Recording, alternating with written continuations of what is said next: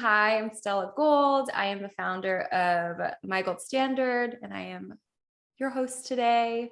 And I have the most amazing creative accounting Jacqueline Keeley here, who,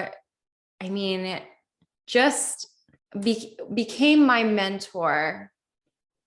Like Jacqueline was and still is my Yoda to my personal finances, because I wanted to have this conversation with Jacqueline specifically because even though I work in this, space and have worked in this space for years and years, budgeting, Jacqueline can speak to this, but I will always complain to Jacqueline, like it feels so restrictive and limiting and I hate it.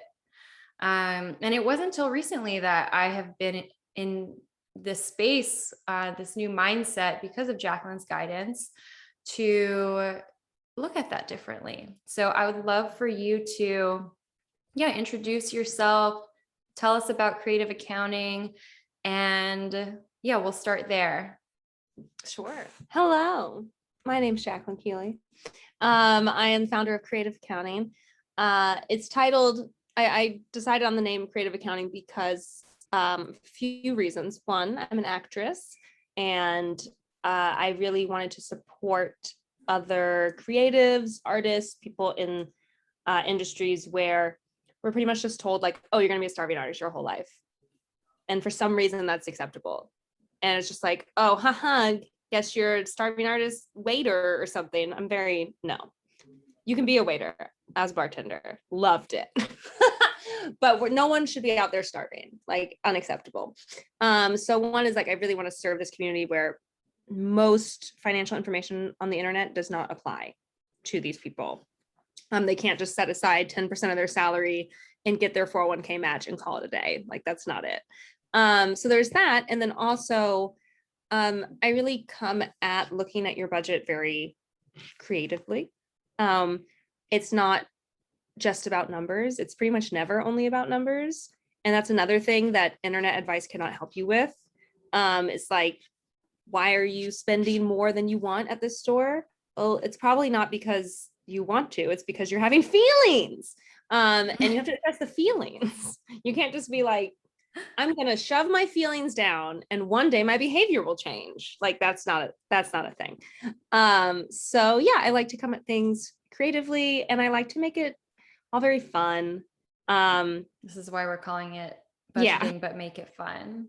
I was gonna say my tagline on my site and on my Instagram is finance, but make it fun. Yes. Because talking about your finances should not have to be this like, oh, I have to talk about money. No, like it should be it. You might not be at a place where you think that's exciting, but it should at least not be like a thing you dread. We can come in and we can have fun and look at stuff and figure it out. And all of my sessions are pretty much just us laughing constantly. Like people would never guess.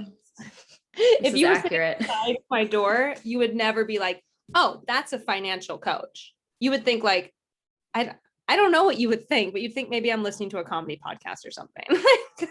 Well, this is exactly why I wanted to bring you here, because that's what our conversations are like most of the time, even though I'm usually stressed as well. And then also, we carry our own stuff to those conversations too. So before I dive into the questions that I have for you today, I do want to acknowledge the land that we're on, and honor the land that we're on, and thank the ancestors that are here right now. So, I'm bringing this to you on the Ohlone, the unceded ancestral homeland of the Ramaytush Ohlone peoples, who are the original inhabitants of the Bay Area. And Jacqueline over there is, and correct me if I'm pronouncing this wrong for the people here that are aware of the correct terminology, but the Lenape people, which is New York City area, I believe Brooklyn and Queens. That is who we're Manhattan. That is who we're acknowledging, and who we're honoring today. So, as I transition into our wonderful conversation, which I'm so excited to open this up and have people get to know you a little bit more, Jacqueline. But, and ask this to everybody, but what is like your first money memory, or maybe if you don't have a first that comes to mind, you're the one that just pops up and is speaking to you at this moment? I think my first, like when I was a kid, I had small allowance, like 25 cents or something. But the first memory I have of like saving money was I really wanted a Razor scooter. Like when they first dropped, I'm aging myself. What is with you on the scooters? I love scooters. Just a side note, Jacqueline has an adult scooter. I love scooter. It's true. And I'm looking at an electric skateboard. I just love micromobility. Okay. But yeah, I really wanted, when those Razor scooters first came out, I was like, oh shit, I need that. And I remember with tax, it was $112, and I saved up that money. And that was like the first thing that I bought for myself that was like a big amount. And I was so friggin' stoked. I got the blue one. So good. Oh, a Segway e-scooter from Costco. Yes. Damn. Yes. I'm like, the scooters we're out here with the scooters. Isn't it interesting too, that as a kid, you're like, oh my God, $112. That's so much. Whereas like now it's like, oh, like, me though. Sometimes I'm like 112. I know. This is the stuff that I'm saying, that we still carry that with us, where we're like, oh my God, why does this seem so much? And I just had this conversation with you this morning. I was like debating between two different packages. And I'm like, am I in my scarcity mindset, Jacqueline? And she's like, no, you're just being practical. This is you being practical. I'm like, thank you. Thank you for reassuring me. We reassure each other. So my next question is, when did you first hear about budgeting? Because that really is you are just a budgeting genius. And how did you, learn about it? Because I feel like for me, I never learned how to budget. I learned how to just save. Basically, that is the small part of my budget and the very important part of my budget that my mom had taught me. Mm-hmm.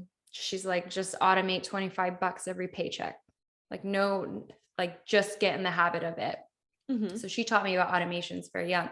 So I'm curious, when you first heard about budgeting and how you learned about it, and how long, once you learned about it, how long did it take you to integrate that as a practice in your own mm-hmm. financial life?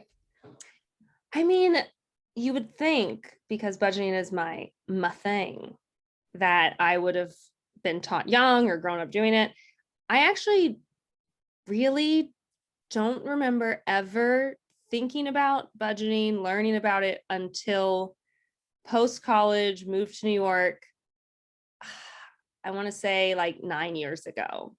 And that's when I found YNAB, which I'm sure we'll talk about later. 9 years ago?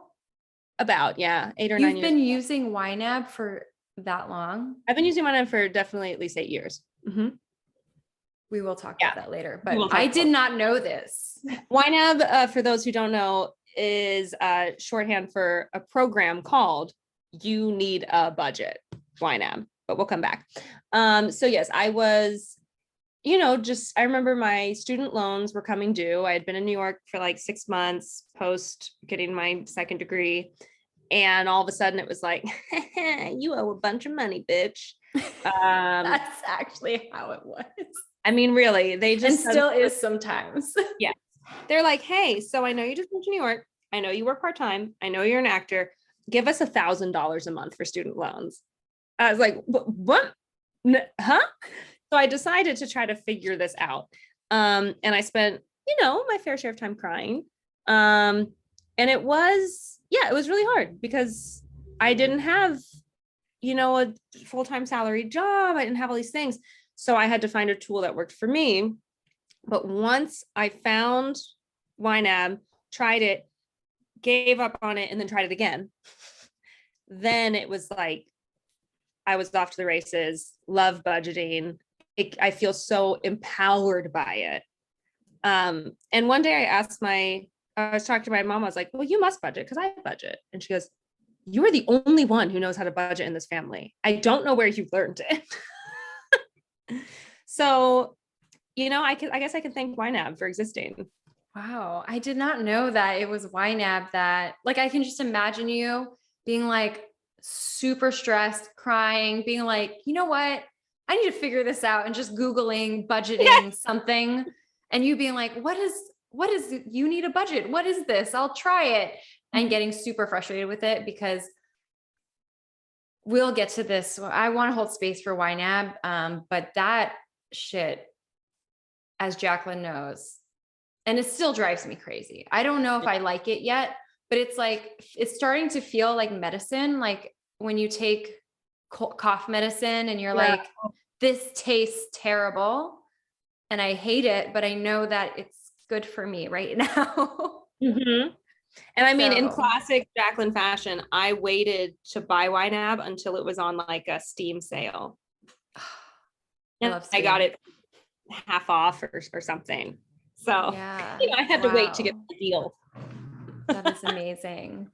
Well, actually, this is something that we can talk about, because, and I want to weave in YNAB too into that, but I want to hold space for budgeting culture.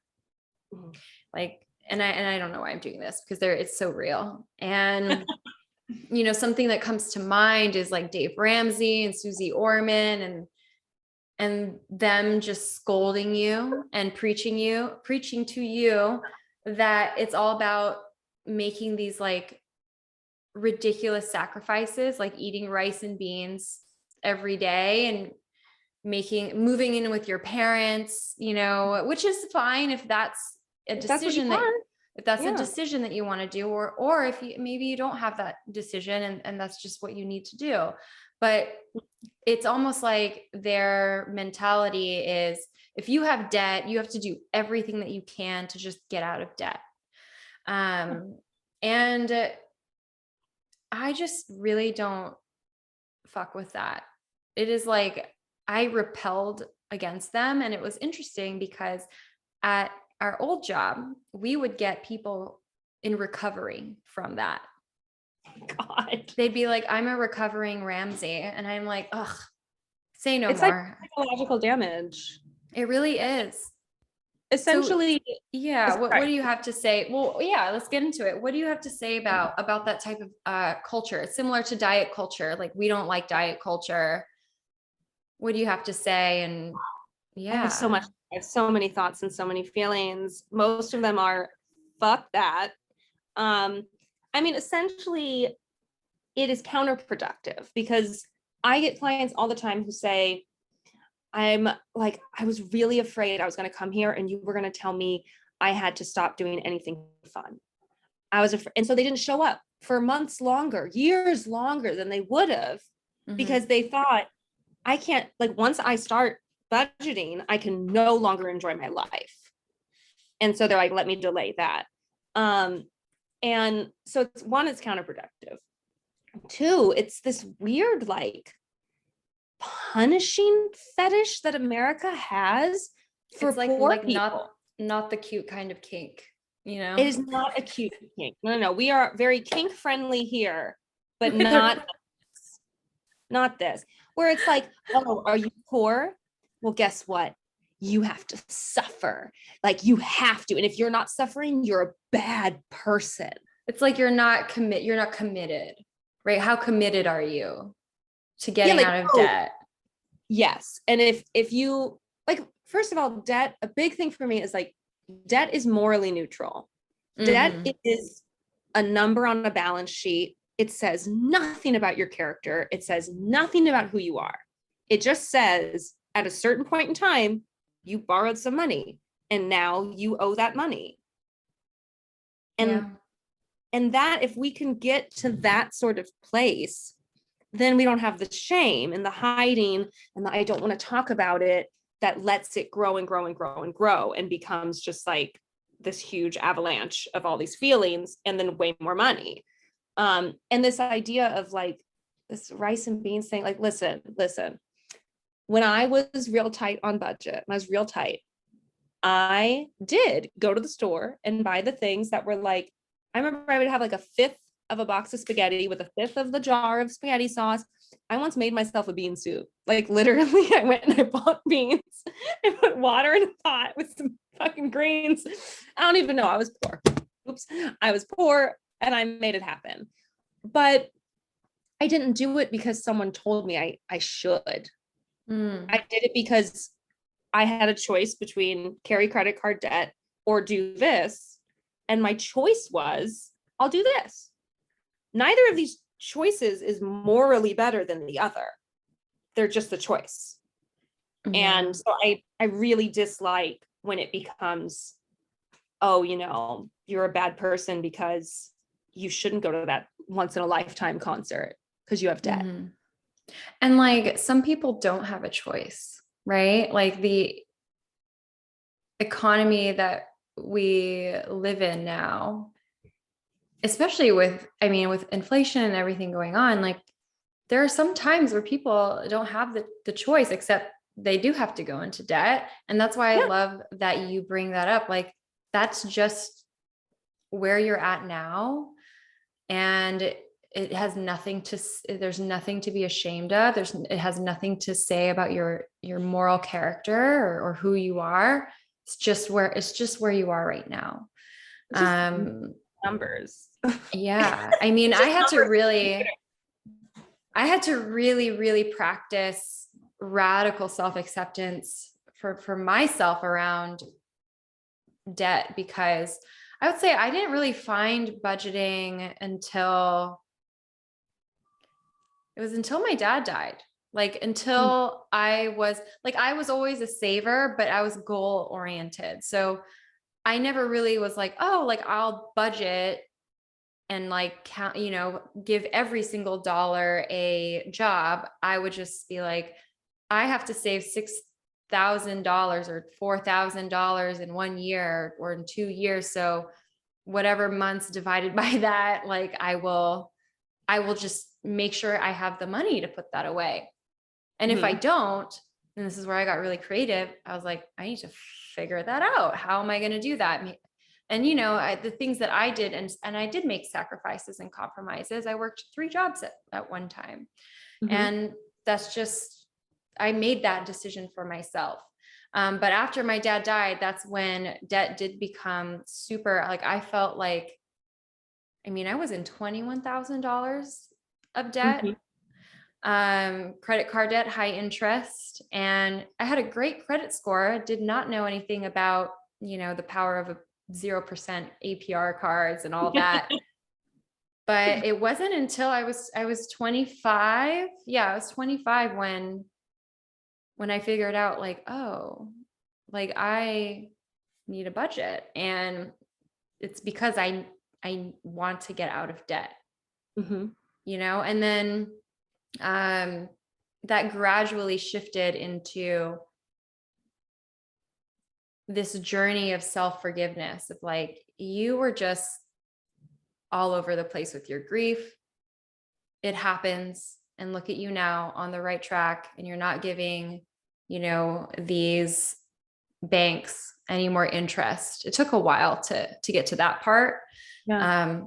But damn, that's why I love your approach, because like a little side note, like Jacqueline has worked with me and my partner's budget and has graced me with, you need a budget, even though again, I find it so restrictive. But I was in a position where I somehow, I wasn't technically, or let me just say this, I was able to pay off my credit card every month, the statement balance.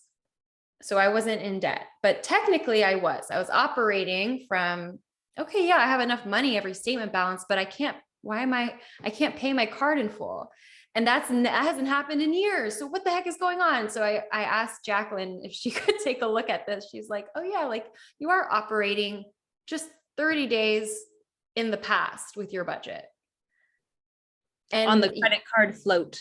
On the credit card float. And That was something that I was like, oh, you just pay your statement balance in full. But every time I did that, my budget kept getting tighter and or our budget, Sean, kept getting tighter and tighter and tighter. And I just was like, why do I feel limited and restrictive right now? And that's when I reached out to Jacqueline. That's when I reached out to you, because you taught me, oh, well, actually, you should be looking at it this way. And here's what we can do. And here's how you can utilize YNAB to get to that place. And you were so chill. You were like, it's okay to like not be there right now. Like you're not paying any interest. You were so chill about it. But you could tell me and Sean were like, how did we let this happen?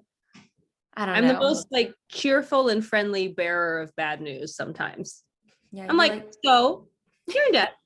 That's okay. It's all good. And just something like super briefly I wanted to touch on because it's important to me. Talking about like the choice of choosing credit card debt or choosing eating beans or whatever. Like you said, some people don't have that choice. And like, I just really want to acknowledge that, like, if I was a person who had some specific dietary needs and can't just eat carbs only, like, if I don't know the ins and outs of like diabetes or something, but I know that you have to eat real food. And I'm really bad, y'all. I eat bad. Or even just for myself lately, with like mental health, I know for my mental health now I need to spend more on food, even though I don't want to. So it's like, there are absolutely times, or if you have children and you can't just be like, here, child, eat some fucking spaghetti and go to bed. Like, I just want to acknowledge that it's not just a choice made by you and you alone. There are certainly life circumstances. Anyway. Yeah. Well, now I'm curious, we're kind of getting into viewing certain things about our budget, such as like debt, as Tara, mom spaghetti, knees weak. Okay. I need to stop. Now I just lost my train of thought. We're saying, talking about different, like something about being different people. Sean.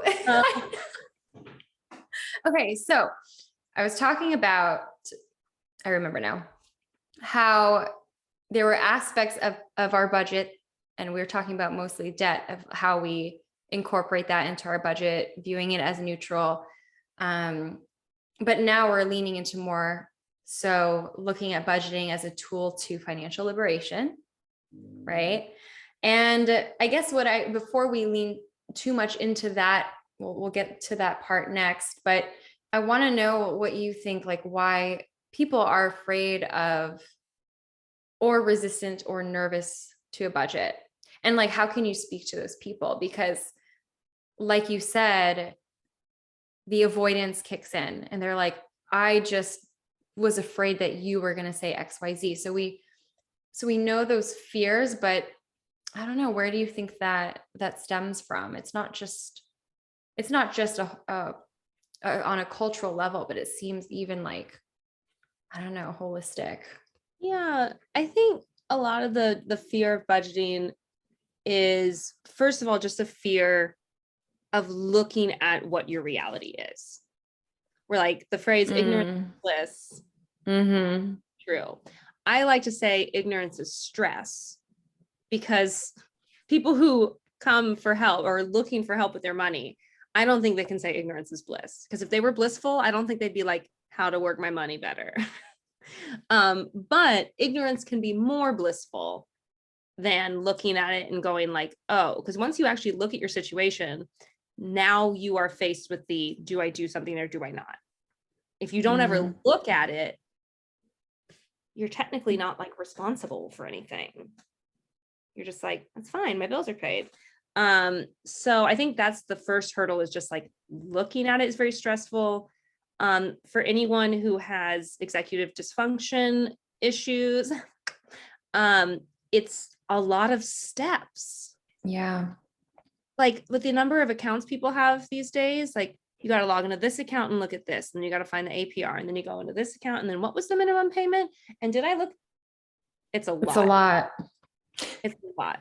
Jinx. And if you don't have someone holding you accountable and someone saying, hey, I'm going to ask you if you got this information next week, it's very easy to just be like, oh, I'm going to do that tomorrow. And then you forget you ever do it. So there's like that aspect as well. And then, yeah, definitely if someone knows they have debt, just from the hundreds of people that you and I have worked with, that like pause where someone's like, okay, my credit card has a balance of, and then a lot of time they say something that I'm just like, that's nothing. I know. Usually when we work with clients, they come to us with their bag, their like weight that they're carrying, their baggage, mental baggage around how they feel about their money. And it's so relieving to them when they show me, they're like, oh my God, I have so much debt, or oh my God, I have like no savings, or oh my God, this, or oh my God, that. And I get it. And I'm like, this is like nothing. Like I see there's always a path out of where you're at, and also a path towards where you want to go. Right. So, and we know that because that's our job. We're supposed to know that. Yeah. So actually, now talking about the liberating aspect, because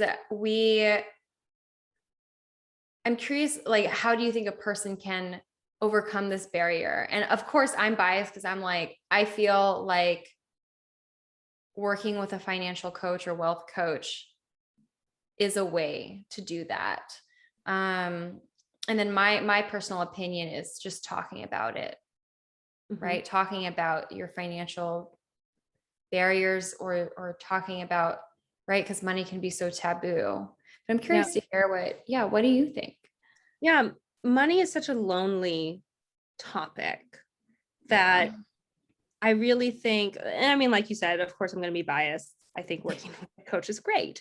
And that's part of why I coach on a sliding scale, so that all people can afford it.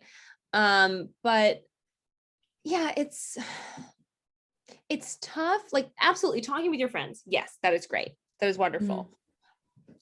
I still think that there's always going to be limitations unless your friends are like our friend group. I know. Talk about money all the time. Because your friends don't necessarily know the right thing. I can't tell you how many people have been like, well, my friend said it was a good idea to always carry a credit card balance. And I'm just like, so talking with friends is absolutely good. But talking to someone who doesn't necessarily know you, so like, you don't have to worry that you're going to tell them one day you're worried about your debt, and then the next day they're going to be like, so why are you ordering seamless? What's wrong with you? So I really think talking with someone about just your situation is really the first step, because everyone is so alone that it's like, you don't know if your situation is normal or if you are. That's why people come in, they go, I have $1,000 in credit card debt. Oh my God. And I'm just like, that is literally nothing. That is, I know. We just like laugh.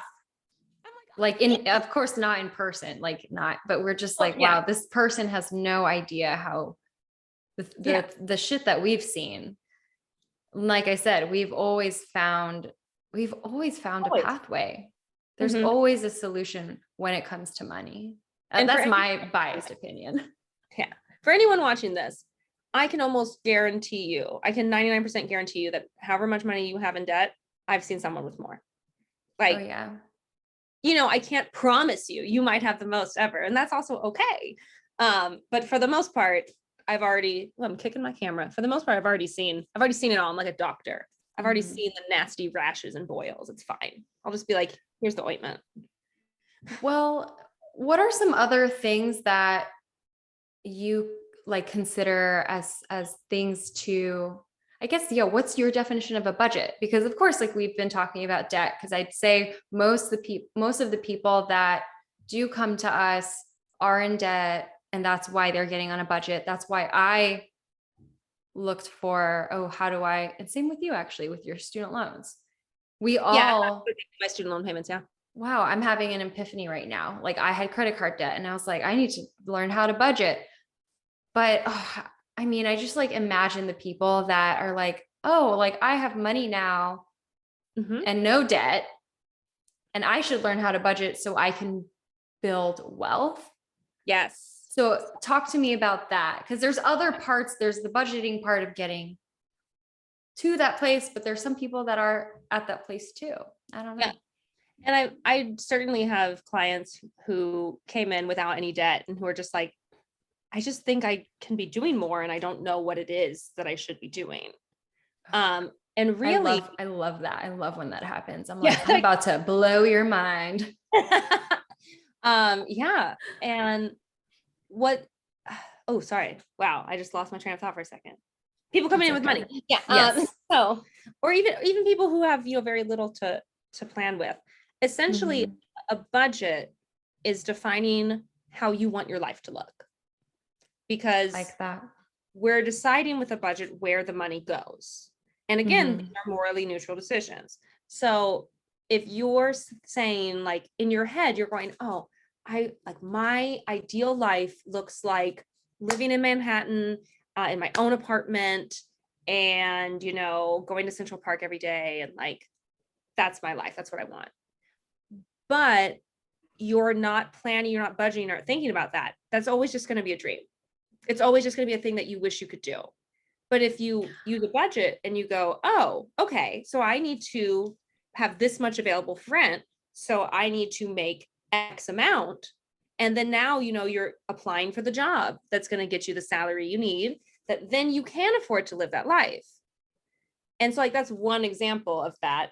If you're thinking, I want to retire, or I want to grow my wealth, but you just sort of think it, you're like, I'd like to grow my wealth. So budgeting to you is, and honestly, now I'm kind of having this shift in myself right now as we're talking. Like budgeting it's so wild. I have my limitations around the word budgeting. Like I hate it. Like I'm even repulsed by it right now, but now I'm like, no, like a budget is your pathway to making your dreams a reality. Yeah. It's just it's like, if your dream is to live in Germany, one of the steps you would take is to learn to speak German, right? Mm-hmm. So not having a budget is like, oh, I am going to live in Germany. I'm just never going to take classes to speak German. Like, that's weird. Okay, fine. But like, it's just, you're not planning. Yeah. There's nothing in motion. But yes. It's like, oh, you're all talk. Motion. Yeah. Yeah. And it provides clarity. Like, so often, we talk to a client and it's like, okay, here's all the things you want to do. You need to make $20,000 more a year than you do right now. And that statement is not there to go, sucks to be you. Don't you wish you could do that? The point is to go, let's go out and find that. But if you never look at what you want to do, you never know you need to make more. So you don't go out and make more. It shows you what you need. Yeah. Yeah. Wow. Sorry, processing in real time. And I'm also thinking about how we have never written a financial plan or I call mine wealth roadmaps. That is the same for every person. And something that a lot of people also have resistance to coming to a person that is a financial educator, a wealth coach, blah, blah, blah, is because they also are like, oh, well, like, I don't want to have to choose between this or that, not just food, but like paying off debt or investing, or, oh, like I want to grow my wealth, but like I have some credit card debt and I rather focus on growing my wealth. And in that, focus on that. And I don't want to stop that. And my approach is, depending on what makes sense financially, I don't think that you have to choose. Sometimes it's just about prioritizing, right? I don't know. Also, like, when you say what are the things that keep people from going to get help, I think one of those things is also, what is this person going to think of me? Like, or this person's going to have all their shit together and like, look at me. And that's also why I want to provide for my community, because it's like, yeah, so you're an actor with no money. Sounds about right. Let's fix it. You know, Mhm. I'm not like some dude in a suit who's going to be like, well, I make $200,000 a year and I just can't relate. Um, Have so you, I'm curious if you've read The Artist's Way. friend, it's on my desk. I got through week 1. It's hard. That book is hard to go through. Hard. I want to. I want to. Well, you will Short be answer, no. wowed. You will be wowed by the money chapter. There's a chapter on money? Yes. And Julia Cameron, this isn't, it's a book. It's not like there's no spoilers. It's just like a process, right? So I'm going to give the TLDR, but she talks precisely about, which is so hilarious that you're talking this way and you haven't read this book. But she's like, starving artists, like, I'm done with that. There are starving artists because we are saying that that's how artists should be to be a real artist. Mm-hmm. And she's like, no, like we need to like heal there's a chapter that's like, we need to heal our relationship with money as artists so we can live abundantly. And something that you always say is you're like, I am not a starving artist. I'm a well-fed artist. Yes. And I just am at a think that buffet, baby. it's just so, oh my gosh, it's so bizarre because the things that we're talking about with like Dave Ramsey about kind of like, oh, you have to suffer. It's almost like, well, in order to be an artist, you need to suffer too. And money is a part of that suffering, Right. which is just the biggest. idea, Like, if you do anything else to make money besides like a day job, like a waitressing or whatever, something that is not a career, that somehow you're not fully committed. I'm fully committed. I just also have other skills to bring in money that I'm passionate about. Ain't nothing wrong with a parallel career. Do you mind sharing, like, for the artists that are watching this, what you do? Like, what are, because all the things I do. Because I want to talk about like now, well, let's hold space for like a few minutes for this, but me and Jacqueline, we talk all the time about, and I honestly feel like this should be, and it is in our work, but just holistically in culture and the finance industry, alternative, like diversifying your income streams and having alternative different streams of income versus just one job, because a budget is possible because you have streams of, or a stream of income coming in. And I think before it was just you get one job and that's what you budget with, that income. But me and you have always done, I mean, I carried 3 jobs that were equivalent to a full-time job. Yeah. So even though I'm saying I did 3 jobs, it's not like I was working 40 hours each job. I was, so I don't know. Like, I feel like that has also blown my mind. So yeah, share a little bit about what you do and also how you're still acting and how you're still doing that work. Yeah. So yes, I used to do, either a flexible salaried job or a part-time job. And then when COVID hit, I was like, okay, let me take some of my stuff, my side hustles, and we're going to make these full-fledged, baby. So I've been a running coach in New York for a long time, 7-8 years, something like that. And so I've taken that now like full-time. That was my big, COVID hit, and running is something you can do outside. So going all in. You did really well. I did really well. You still are. Yeah. I mean, it went from something I did like on the weekends or a couple evenings to doing all the time. And I mean, I made good money doing that. And then I also do this financial coaching. And then I do contract work as an IT worker. So like I help people with their tech. And it is through all of these things that I get by, I get my monies. And so that also enables me now to be like I just booked this fun show that's going to like go up at the duplex and it doesn't pay anything, but I want to do it because it's going to be creatively fun. And I can be like, yeah, I can do that because I don't have to give up any shifts. Yeah. Because you make your own schedule. I make my own schedule. And if you had told me 7 years ago, 8 years ago, when I was working at the Apple store part-time, that in less than 10 years, you will be working for yourself, making your own hours, easily declining work when you just don't feel like it. I would have been like, that's hilarious. I'm trying to save $700 right now. Okay. Same here. Same here. Working for myself, I could have never, I mean, I always knew that working for myself part-time, I never thought that I would do it fully on my own. And we entered this journey together. It's great. It's been amazing. Thanks, COVID. I know. Too soon. Yeah. I don't know. Still recovering from it. So I know, actually. Thank you for being here, by the way. no problem. Wow. Yes.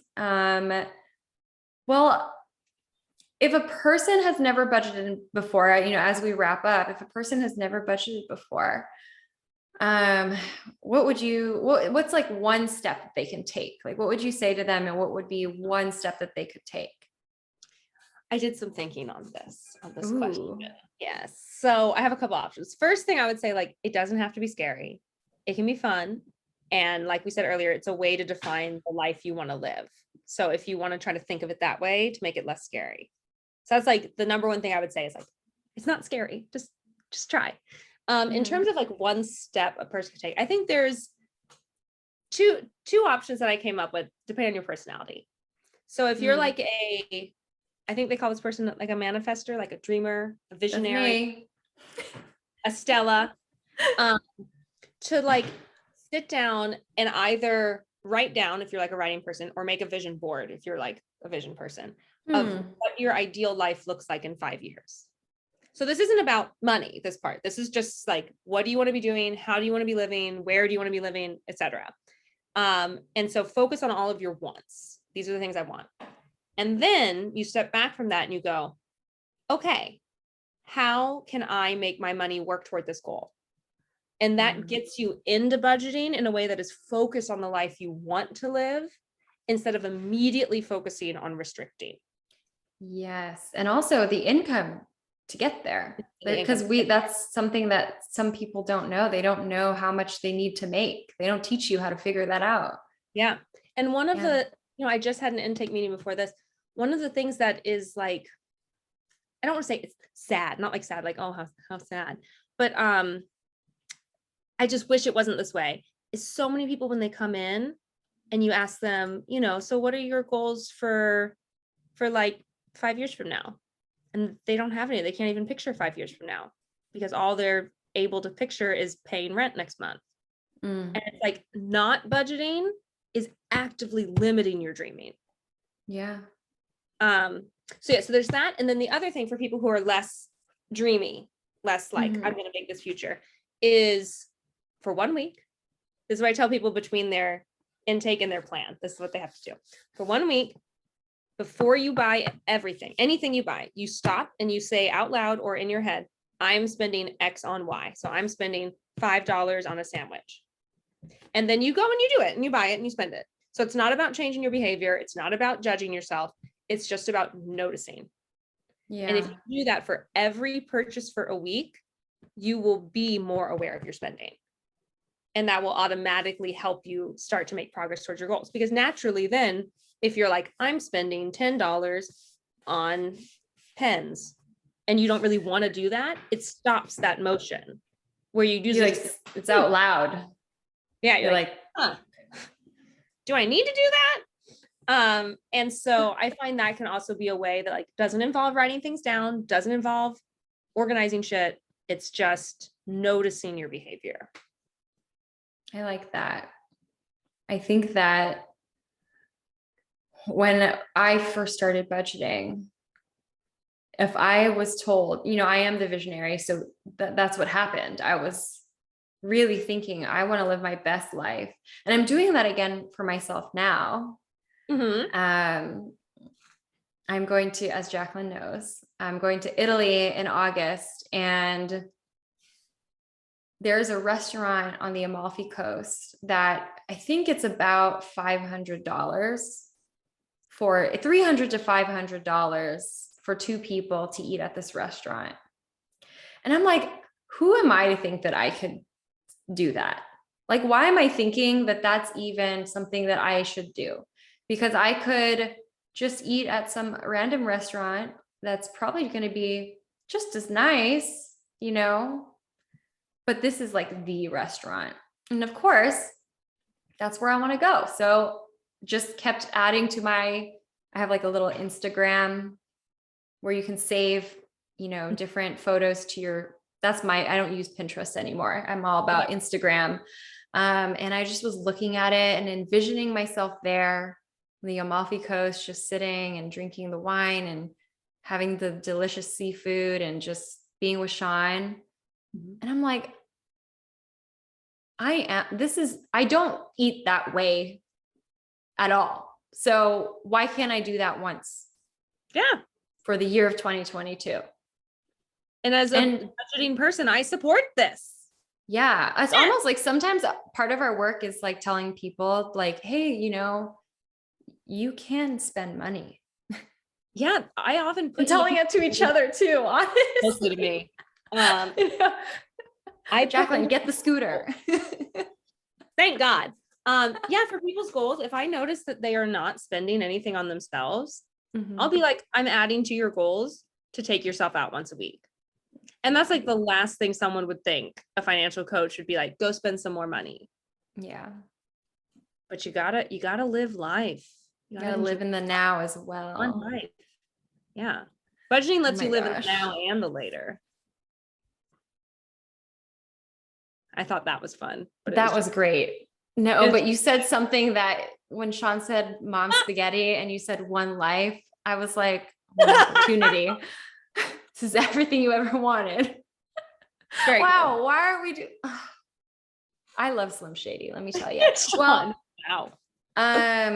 Does anyone here have any questions, any comments, anything before I ask? I want to hold space for some questions. My last piece of question is going to be, what resources that you want to share in regards to budgeting. And I know YNAB is one of them, but yeah, as people are figuring out what things, Sean, what things that they want to ask or share.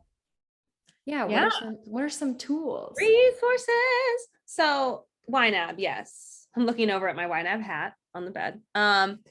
YouNeedABudget.com. I do my financial coaching, and something else I do is I am a YNAB certified coach, and I coach on how to use YNAB as well. It's got a learning curve. It's steep. It takes a good amount of work. Yeah. Y'all can thank the heavens that these days it loads in your transactions for you. When I started back in my day, I had to manually enter every transaction for about 4 or 5 years. Okay, yep. I did not. If that was how YNAB was, you know me, I wouldn't have done that. So many people wouldn't have done it. But the thing is it is life-changing. It changed literally my entire life. Not just my own money, but like what I'm doing with my life. So that's a really, really good one. Highly recommend. And also for folks who want more simplicity, oh God, I knew I'd forget it. Daily, what is it? Daily budget. I've never used that, so I actually know nothing about it. Oh yeah. Daily budget is dailybudget.de if you're going to go to the site. And the app is like a yellow or a blue little piggy bank. I don't know why they have 2 apps, but they do. It's actually really cool. You put in how much you want to spend. So, like for you and me, we'd say like, oh, your variable spend for the month is $1,000. So you're going to put in $1,000. You could actually put your whole budget in if you're not working with a coach and you're just doing this on your own. And it will literally tell you when you open it up, it'll just have a big screen that says how much money you have left for the day. And you just do your best to not go over that number. Now you do have to enter in the transactions. Yeah. A lot of people don't like entering in the transactions. I think that's a feature, not a bug. I think you should enter your transactions to practice. I get that not everyone wants to. I think you should. So yeah, but it just shows you that. And if you go over, then it just shows you that you're negative. And it's just like, now you're more negative, and it takes it away from the week. But if you don't overspend, it adds that money to each day. So each day you have more and more and more and more money, and it just kind of like builds up. What? And okay, keep going, but and wow. it has a feature where if you're buying groceries, let's say for 7 days, and you can only spend $30 a day, obviously it's going to obliterate your $30 for one day budget, right? But you can put in there, oh, this spending is for the next 7 days. And then it divides whatever you spent by 7 and takes out that much on each of the days. So it doesn't totally blow up your budget when you have to make like a Metro card purchase or a grocery purchase. Wow. It's really good and it's free. Wait, what is it? Daily budget.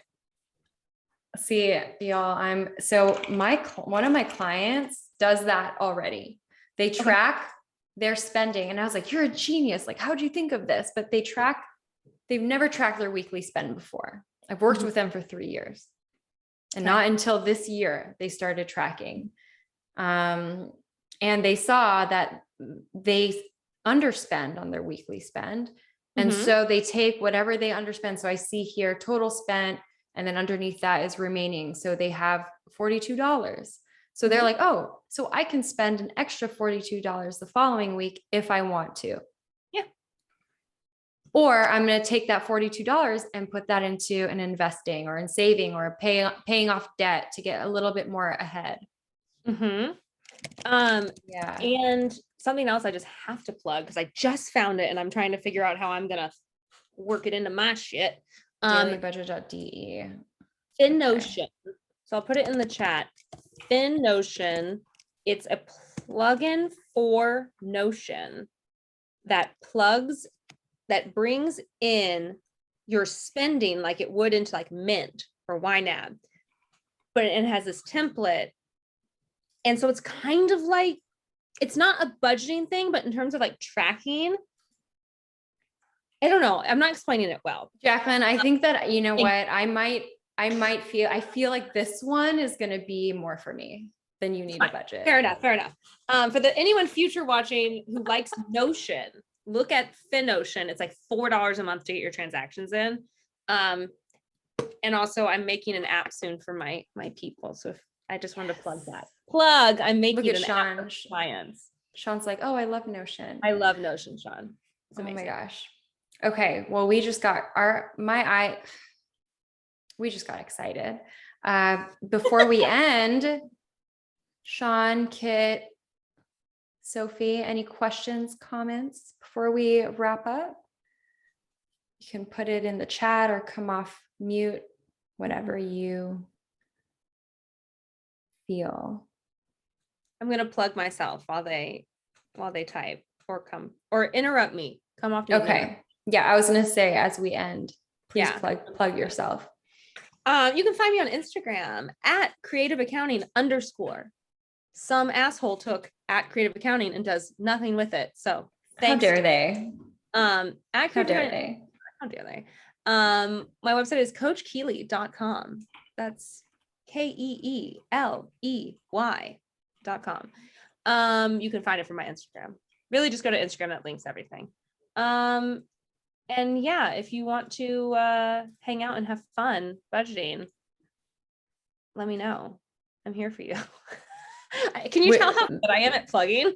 This is what we do, but this is really what we do every day, or not every day. Well, actually, our text chain is pretty much talking about this stuff every day. Well, thank you so much for being here. I don't think there's any questions or comments. Oh, thanks, Sean. Fantastic. Sean likes my haircut. Fantastic comment. It is a great haircut. It is. I remember when you got it. Well, I'm just so grateful for you. And, I think that what I want to leave with is that me and Jacqueline, we both have very different ways of how we budget and how we do this, implement it. But the foundation, the core of it is pretty similar. Like, we're very holistic. We're both very, it doesn't need to be a binary thing. And it's just so refreshing to have a colleague and friend and mentor, because I do consider you my mentor, that has empowered me with my budget, right? And in my business as well. Like, doing this this would not be happening without Jacqueline. So thank you for being here. I'm happy to be here, and I'm honored. I'm always honored to be with you, spending time with you. People should be jealous of how much time we get together. Oh, what's this say? No questions. Oh, yay! Oh, Kit, Good. budgeting is great. It's so great. And this is what sessions are like when you're done. Like, if you're wondering what a session is like, it's just like this, except we're talking about your money. Yeah, budgeting can be so fun. Let's make it fun. I almost want to do budgeting dates now. I'm having an idea. This is why I'm a manifester. I'm like, Jacqueline, we both co-host budgeting dates. Love it. Bring our people together, meet other people, enjoy. That's what I tried to do with my, like, remember early on, I was like, the rehearsal room. Oh, yes.